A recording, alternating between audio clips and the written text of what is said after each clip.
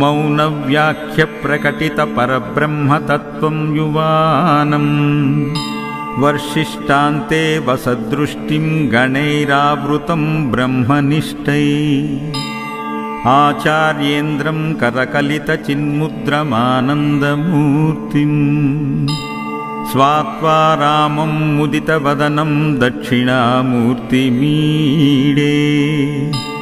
विश्वं दर्पणदृश्यमाननगरीतुल्यं निजान्तर्गतम् पश्यन्नात्मनि मायाया बहिरिवोद्भूतं यथा निद्रया यः साक्षात् कुरुते प्रबोधसमये स्वात्मानमेवाद्वयम् तस्मै श्रीगुरुमूर्तये नमः इदं श्रीदक्षिणामूर्तये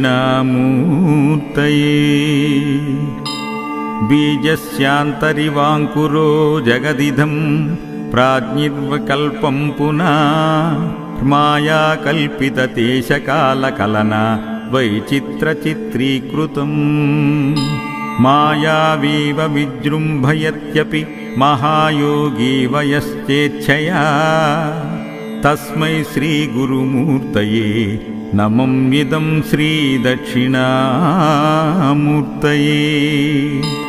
यस्तैव स्फुरणं सदात्मकं मसत्कल्पार्धकं भासते साक्षात् तत्त्वमसीति वदवचसा यो बोधयत्राश्रितान्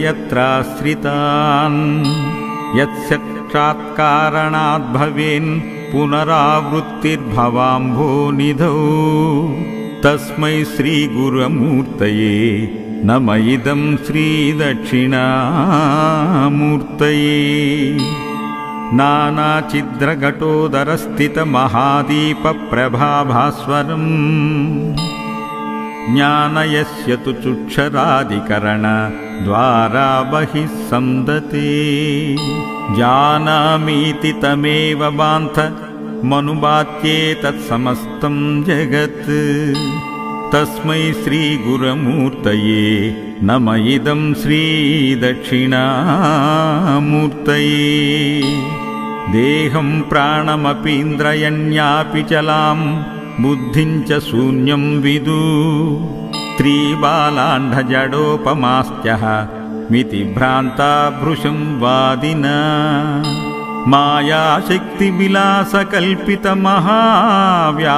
मायाशक्तिविलासकल्पितमहाव्यामोहसंहारिणे तस्मै श्रीगुरुमूर्तये नमः इदं श्रीदक्षिणामूर्तये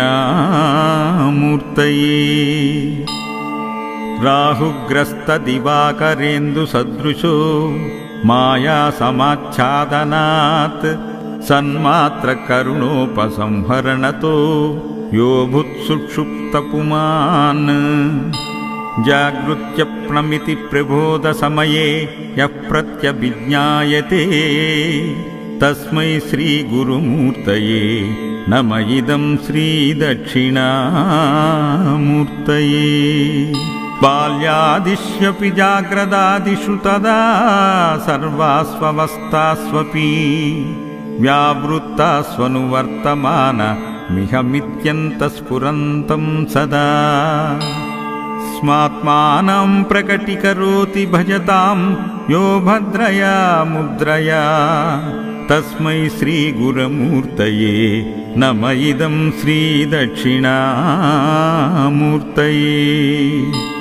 विश्वं पश्यति कार्यकारणतया स्वस्वामि सम्बन्धता शिष्याचार्यतया तदैव पितृपुत्राद्यात्मना भेदते स्वप्ने जाग्रति वायु एष पुरुषो माया परिभ्रामिता तस्मै श्रीगुरुमूर्तये नमः इदं श्रीदक्षिणामूर्तये भूरम्भास्यनलो नीलोऽम्बरमहर्नादो हिमांशुपुमा नित्या भाति चराचरात्मकमिदं यस्त्वैव मूर्त्याष्टकम् नान्यत्किञ्चन विद्यते विमृशतां यस्मात् परस्माद्विभो तस्मै श्रीगुरमूर्तये नम इदं श्रीदक्षिणामूर्तये।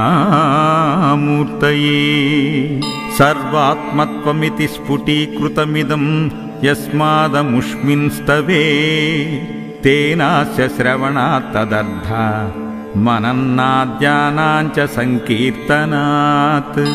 सर्वात्मत्वमहाविभूतिसहितं स्वाद्वीश्वरत्वं स्वत्वसिद्धतेत्।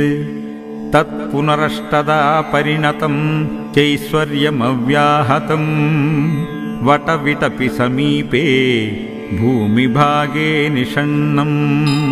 सकलमुनिजननां ज्ञानदातारमारात् त्रिभुवनगुरुमीशं श्रीदक्षिणामूर्तिदेवं। जननमरणदुःखच्छेद दक्षं नमामि। चित्रं वटतरोर्मूले वृद्धा शिष्या गुरुर्युवा। गुरोस्तु मौनं व्याख्यानां शिष्यास्तु छिन्नसंशया। ॐ नमः प्रणवार्धाय शुद्धज्ञानैकमूर्तये निर्मलाय प्रशान्ताय दक्षिणामूर्तये नमः। गुरवे सर्वलोकानां भिषजे भवरोगिणां निधये सर्वविद्यानां दक्षिणामूर्तये नमः। दक्षिणामूर्तये नमः। दक्षिणामूर्तये नमः।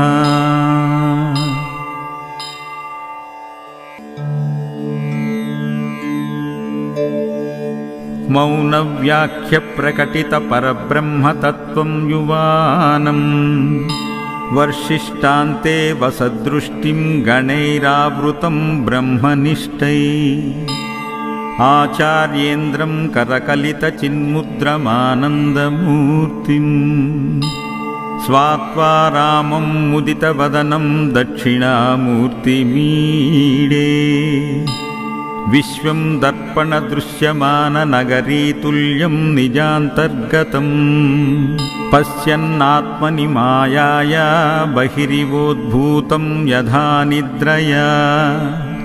यः साक्षात् कुरुते प्रबोधसमये स्वात्मानमेवाद्वयम्। तस्मै श्रीगुरुमूर्तये नम इदं श्रीदक्षिणामूर्तये।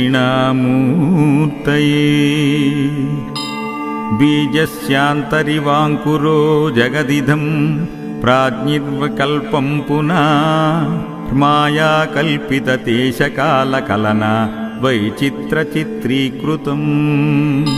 मायावीव विजृम्भयत्यपि महायोगी वयश्चेच्छया। तस्मै श्रीगुरुमूर्तये नमं इदं श्रीदक्षिणामूर्तये। यस्तैव स्फुरणं सदात्मकं मसत्कल्पार्धकं भासते साक्षात् तत्त्वमसीति वदवचसा यो बोधयत्राश्रितान्। यत्साक्षात्कारणात् भवेन् पुनरावृत्तिर्भवाम्भोनिधौ। तस्मै श्रीगुरुमूर्तये नम इदं श्रीदक्षिणामूर्तये। नानाचिद्रघटोदरस्थितमहादीपप्रभाभास्वरम् ज्ञानयस्य तु चुक्षरादिकरणद्वारा बहिः सन्दते। जानामीति तमेव बान्थ मनुबात्ये तत्समस्तं जगत्। तस्मै श्रीगुरुमूर्तये नम इदं श्रीदक्षिणामूर्तये। देहं प्राणमपीन्द्रयण्यापि चलां बुद्धिं च शून्यं विदु। त्रिबालाण्डजडोपमास्त्यः मिति भ्रान्ता भृशं वादिना। मायाशक्तिविलासकल्पितमहाव्यामोहसंहारिणे।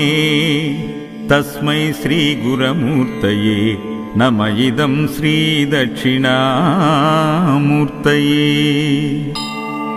राहुग्रस्तदिवाकरेन्दुसदृशो मायासमाच्छादनात् सन्मात्रकरुणोपसंहरणतो यो भूत्सुषुप्तपुमान् जागृत्यप्नमिति प्रबोधसमये यः प्रत्यभिज्ञायते तस्मै श्रीगुरुमूर्तये नम इदं श्रीदक्षिणामूर्तये। बाल्यादिष्यपि जाग्रदादिषु तदा सर्वास्वस्थास्वपि व्यावृत्तास्वनुवर्तमानमिहमित्यन्तस्फुरन्तं सदा स्मात्मानं प्रकटीकरोति भजतां यो भद्रया मुद्रया तस्मै श्रीगुरुमूर्तये नम इदं श्रीदक्षिणामूर्तये। विश्वं पश्यति कार्यकारणतया स्वस्वामि सम्बन्धता शिष्याचार्यतया तदैव पितृपुत्राद्यात्मना भेदते।